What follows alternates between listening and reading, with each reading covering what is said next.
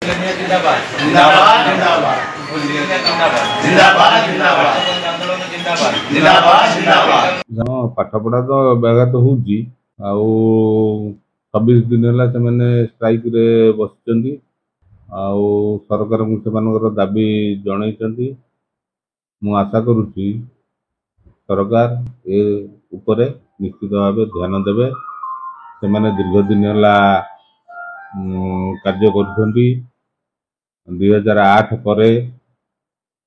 एपर्यंत किसी निष्पत्ति नि जाए ना तेणु निश्चित भाव आशा करी आ सरकार मो तरफ निवेदन करी दाबी प्रति उपयुक्त पदक्षेप ने 15 जन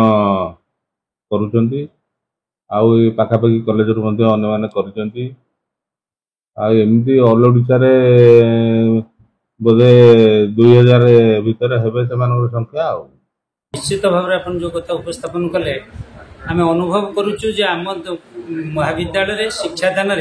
निहाती व्याघात घटुची कारण जेहेतु सरकार संपूर्ण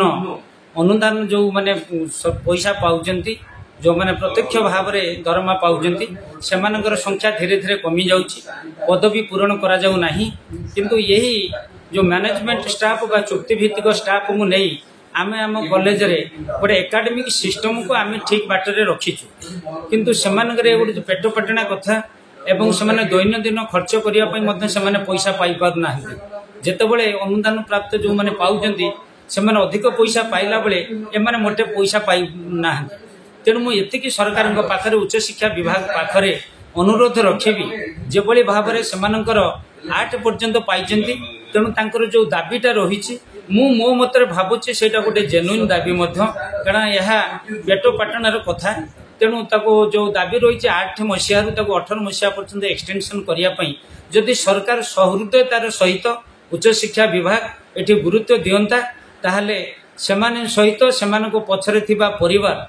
जो माने तांको उपरे निर्भर करूचंती सेमाने उपकृत हेबे एवं सेमाने आर्थिक क्षेत्र में स्वच्छल हेले सेमाने शिक्षादान व्यवस्था गोटे सुस्थ शिक्षादान सेमाने प्रदान करिपरिबे तेणु मु अनुरोध रखिबी सरकार निश्चित भाव में एथिप्रति दृष्टि देबे।